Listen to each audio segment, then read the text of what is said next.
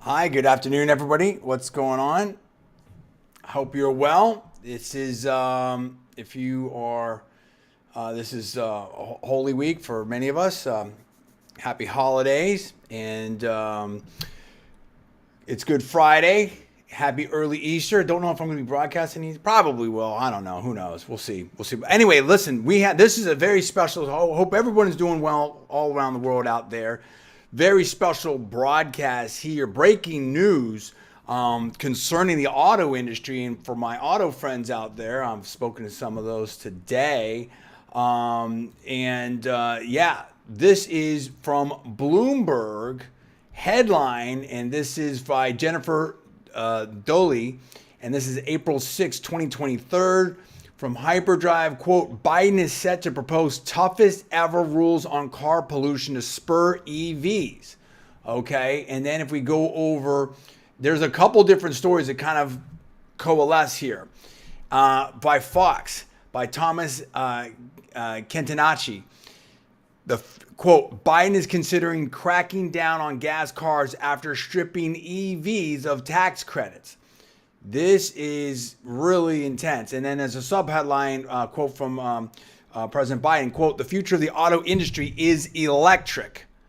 Okay, so there's a lot to talk about here. Diving into this, what are we talking about here? And this has potential huge impact here, okay, for the auto industry. And this could be a big deal. All right. So if we look at the Fox News article here, let me go down here and quote, middle of the article, quote, the proposal expected next week is set to be introduced as the Biden administration continues its aggressive push for more Americans to switch to EVs and to electrify home appliances. And so this is a big deal. Okay. This is really intense. And basically that goes on further. Quote, Biden set a goal shortly after taking office of half the cars sold in the U.S. to be zero emissions by 2030. But if you look further here, that right now, quote, traditional gas-powered cars represent 93% of all new car sales in 2022. And that if you look at and then going another quote here, basically that EVs cost, over 2x, maybe 2.5x what a gas-powered car does, the average gas-powered car, and that the range of gas-powered cars are about 2x what EVs are. So right now, from an economic perspective, then you can look into that. Also, then there's another right here. Quote, acknowledge it would cost automakers about $236.5 billion and make cars $1,000 more expensive. So this is serious. I mean, how do you feel about this right now? It looks like there's a lot of stories coming out here about how the logistics for EVs are a little bit trickier than they thought. There's a big influencer on YouTube that had a big video on this. I want to say Marquise Brownlee. I think that's right. I've seen some of his stuff. I mean, huge, massively successful channel. We're going live right now on YouTube, LinkedIn, and Facebook, sponsored by Melon App, live streaming. I've got one of my awesome patriotic shirts on right now. I do have my Melon App shirt. We'll rock that probably later tonight. Maybe broadcasting later tonight. We'll see. But this is a big deal. So there's stories about about infrastructure situations with electric, about people having to wait for charging. There's stories about like not having the right charger lines, about, different things that are happening there. And do you feel like this is the right thing to do? And at the same time, actually, let me set the table a little bit more here. We're not going to go too long right now, but this is a really important story I think we needed to talk about. And this is from CNN Business. This is from Ella Nilsson, okay, and this is from March 31st. Quote, considering an EV, here's what to know about the new tax credits. And basically that, I think, quote, the new tax credits were crafted in the Inflation Reduction Act by Democratic Senator Joe Manchin of West Virginia, who sought to move the EV supply chain away from China, which has long dominated the industry, unquote. And if you go up a little bit more, basically to get this EV tax credit, Okay, here we go. So, quote, when the Biden administration proposed rule for the vehicles for which vehicles qualify for its revamped EV tax credit goes into effect April 18th. That's this month, right? The number of eligible cars will actually shrink, unquote. That basically you have to have a lot of components here in the U.S. It has to be U.S. based. I haven't read the whole bill or anything like that, but this is a very, very serious situation. Yeah, okay. It's like, so right now, going further in a quote, currently 21 vehicles are eligible for the federal tax credits of up to $7,500. That will change April 18th. And then it's asked the question, well, how many vehicles will qualify? They don't know, but quote, the number will likely be much lower than 21.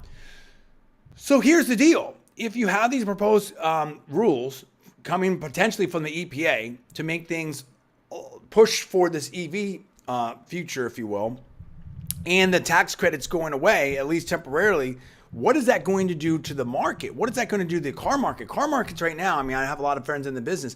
It's very, very challenging right now. Okay, things are changing.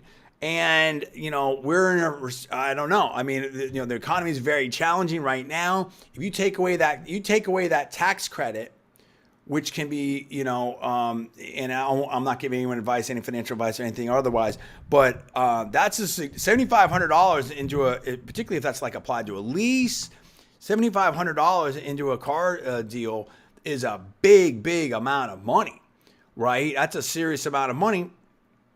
And how is this going to disrupt? So I really want to hear from my friends out there in the car industry. There's already been a lot of stories about Ford and the requirements for manufacturers to, you know, rebuild dealerships, to put electrification in dealerships.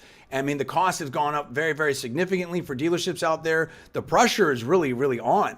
And in terms of delivering at scale, if you look at those numbers right now, if we're already seeing reports right now about how there's issues with infrastructure and charging and things like that for electric vehicles. And remember that I think about 2/3-ish of electric vehicles sold are Teslas, and Tesla probably has the best infrastructure out there. You know, now all of a sudden, if we have, Marquise Brownlee's, he's great. Had a big video on this. I'll try to link to that video, and I'll put information in the video description on YouTube, so check that out.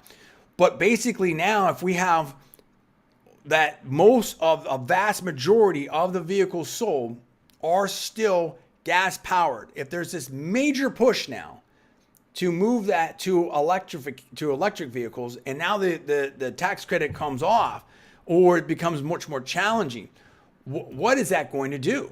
I mean, you have to ask yourself what is that going to do to the market here, right? So that's a big deal. How is that going to affect consumers? Right there again, from the Fox News article, 93% of new car sales last year in 2022 were gas-powered vehicles.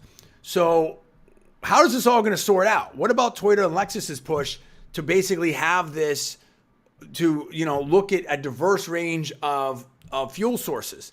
So they've got hybrids out there. The CEO of Toyota, I believe, said that. Where do you come out on this? Are you for it? Are you against it? Let me open up the chat here if anybody wants to chat. I can definitely see, I think I can see LinkedIn coming through. I can definitely see YouTube coming through. But this is a big deal.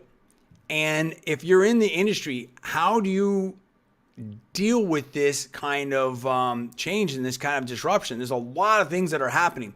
The other thing is from a dealership perspective, from a profit and customer perspective, there's been articles about the Teslafication. I've been talking about this for a while. I've been talking about this for years of the automotive industry. Oh no, John, it's not going to. Okay, well, when you look at it, when you order an electric vehicle now, when you try to get an electric vehicle now, whether it's there's offerings for ID4 from Volkswagen, or I don't know about, I think the Polestar offerings out there and Volvo stuff, or you look at definitely Teslas, and I'm not alleging anything, but if this is my recollection, my personal opinion, if I recall correctly, a lot of these are ordered online.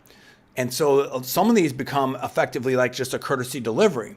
So is there a no negotiation situation? What about supply chains? What about waiting? There's a lot of questions that come up about all these things. And a lot of these vehicles are powered by rare earth minerals. So rare. I mean, it's kind of commonsensical in the name. I mean, what are we going to do about the supply chain here? There's a lot of conversation. It's one thing to say, hey, we should all, net zero, and that's great, right? I think everyone's in favor of a better environment, right? But how you deliver for what are the logistics of this? What does this do to the business models? I mean, I've been saying it for a long time, that disruption and change was coming to the automotive industry, and it's coming in force now. I mean, it is very rapid. So this is a big deal. Now, I don't think the rule's been outlined yet. Obviously not, right? This is news about what they believe, rumors about what is proposed. But how do you feel about this? Because I'm telling you, this could be a huge deal. A huge deal. Now, we are seeing tremendous advancements on the technology side. Just massive advancements. And we're seeing better range. We're seeing a lot more offerings. So I think a lot of things are coming online. But would it be better to just let the markets work and see how that works out? Let's see something. Hold on one second here. Let me see. Let's put this on there. Would it be better to let the markets work and let that work out? Just let it chill for a little bit and see how that works out? Or do you favor this proposed rule? How do you feel about it? I mean, again, this is really going to affect dealerships out there. And do dealerships push towards more of a used car model? Are we going to see more of people trying to get in the CarMax game? What are the manufacturers going to do? This is really, it raises a lot of questions out there. And I don't know if this is something are we pushing too fast here or what? I mean, what's interesting about this is, to me, who benefits by this is this probably is going to be a massive benefit for Tesla, because you've got Tesla with their, gigafactories out there in Austin. I mean, they obviously are the massive leader right now today in the electric vehicle space. So anything that pushes electric, I think, is going to really benefit Tesla tremendously. So, I mean, again, I'm not alleging anything. I'm not giving anyone any advice. But, I mean, who's best positioned to take advantage of this if that's the case? And again, why don't we let markets work here? Here's another quote here from the Fox News article. Quote, China currently boasts 78% of the world's cell manufacturing capacities for EV batteries, according to Brookings Institution analysis, unquote. So that's a big deal. There's many questions right now in terms of supply chains, onshoring, offshoring, manufacturing, automotive. These rules could have big impact. This is something that I think we have to really consider and talk about. And particularly, okay, yes, a lot of automotive dealerships and manufacturers coming off some big profits, even record profits in some cases the last few years. But now it can become much more challenging. I'm already seeing things out there about people taking big hits on used cars and inventories and used car prices coming down. There's different things happening in those markets. There's still some supply chain issues out there. Although a lot of the lots where I go by, they're much more full now. But that's the thing. So now what happens to pricing pressure out there? What happens in this situation? What happens to all the gas vehicles out there? I think it's better to give, I don't know. I think we need to give people choices out there. I think we have to have time for the market to work out there. It's never, it's not, anytime you have, government mandates, that sort of alters the market. Now, you may say that's good and you may say that's bad, but that is an outside force, altering or nudging the market or whatever you want to say on that. And I think that it's one thing to have, I think electric vehicles are awesome. And I think there's some great ones. I'm looking at, maybe I want one myself, right? Soon. And I'm in a place where I've got charging available, and it's something I'm definitely looking at. I'm interested in it. But I think these types of solutions work for a certain, at this point where we're at with technology, works for a more urban-centric or at least suburban centric type of market. You have to have a certain level of infrastructure and a certain use case, if you will. Maybe it's a second car, a third car, maybe a very short commute, maybe whatever it is. You're not taking long trips. it works for a certain use case, it becomes more challenging for other use cases. And is it appropriate to sort of try to push the entire market of that way? Isn't it better to give people a variety of different options out there? So look, I think this is going to be one of those things where maybe it sounds great, but then if this is going to roll out as it's being reported, I think this could have big impact in the automotive industry, and this could really be something that is very, create much more challenges for dealerships. So how do you, and manufacturers, I mean, but also particularly dealerships, and it may shift the entire model into, we may see a significant Teslaification, if you will, of the automotive market. And I think the big winner of this is going to be Tesla. So, I mean, this is something I think people need to tune into. And you have to be ready for these changes. I mean, big changes are coming. I think for the automotive space, we've seen this already. What do you think about this? Are people going to, and it looks like it's not like, I think they're talking about maybe an EPA rule, possibly executive order. I have to look at these articles again. Is this something that Congress should weigh in on? So a lot of things have to be talked about here. This is big news. It's breaking news. It's evolving. I don't have all the information right now, but I want to bring that to you and talk about it. Maybe talking, like I said, more over the weekend, but I think this is something that we wanted to discuss right now. Yeah. So, all right. I look forward to your comments. Thank you so much. I'm John D. Villarreal. Thanks for watching. I'll see you next time.